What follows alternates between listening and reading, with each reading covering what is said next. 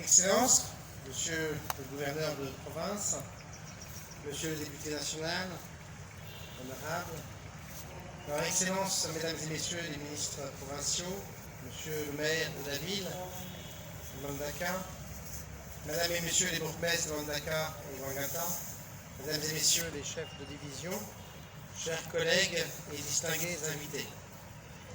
C'est un privilège aujourd'hui pour l'UNICEF que je représente de lancer ce projet intitulé « Réponse multisectorielle pour la réduction des infections associées aux soins de santé et renforcement communautaire contre la maladie à virus Ebola et la Covid-19 dans la province de l'Équateur ».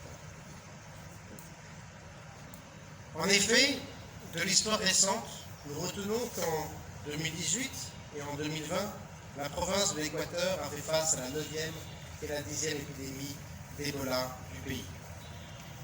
Nous avons aussi noté que la 11e épidémie d'Ebola de 2020, intervenue en plein contexte de crise Covid-19, avait rendu encore plus complexe le contexte humanitaire et épidémiologique.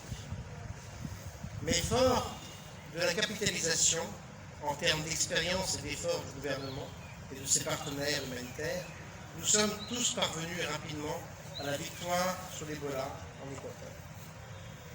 La survenance répétitive de ces épidémies a donc appelé une réflexion profonde et à la mise en place d'une stratégie de contingence et de résilience avec le gouvernement.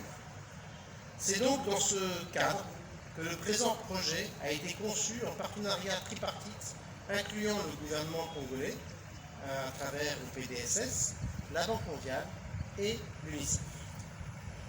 Le coût global de ce projet que je lance aujourd'hui avec le gouverneur est estimé à 6 millions de dollars américains et il vise comme principal objectif à améliorer l'accès à l'eau potable et d'autres services WASH essentiels dans les principaux établissements de santé de la province de Mbandaka, de l'Équateur. Et ce, pour limiter les infections nosocomiales. Il s'agit aussi de s'assurer que les mesures de prévention et de contrôle des infections sont en place et fonctionnelles dans les principaux établissements de santé des 15 zones de santé de la province de l'Équateur pour limiter ces mêmes infections. En tout, il va s'agir de 11 hôpitaux dans la zone, dans la province de l'Équateur et de 9 centres de santé. Il est à noter que nous voulons finaliser un projet pour 7 hôpitaux et 7 zones de santé. Donc c'est vraiment un projet qui va pouvoir compléter les besoins au niveau de toute la province.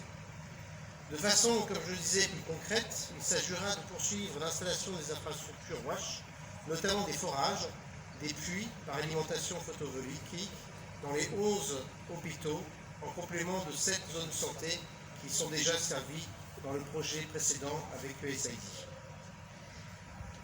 Excellences, Monsieur le gouverneur, ces ouvrages sont au bénéfice des enfants et de l'ensemble de la population de la province de l'Équateur. Ils appellent donc la surveillance, l'appropriation et la pérennisation, tant par les autorités que par la communauté. La vision actuelle de l'UNICEF et du gouvernement est de pérenniser des approches et tirer les dividendes de la paix qui règne à l'Équateur. L'UNICEF ne voudra pas seulement osciller en fonction des épidémies, mais travailler aux côtés des populations dans les activités de routine, dans les domaines de l'éducation, de la santé, de l'eau et de l'assainissement. Pour terminer, j'aimerais affirmer que l'UNICEF continuera de ménager aucun effort pour accompagner le pays en général et les provinces du Grand Équateur en particulier dans le renforcement du système de santé, l'amélioration de l'accès des populations congolaises aux services sociaux de base, la réduction de la mortalité des femmes et des enfants, la survie et le développement de tous les enfants de la RDC. Je vous remercie.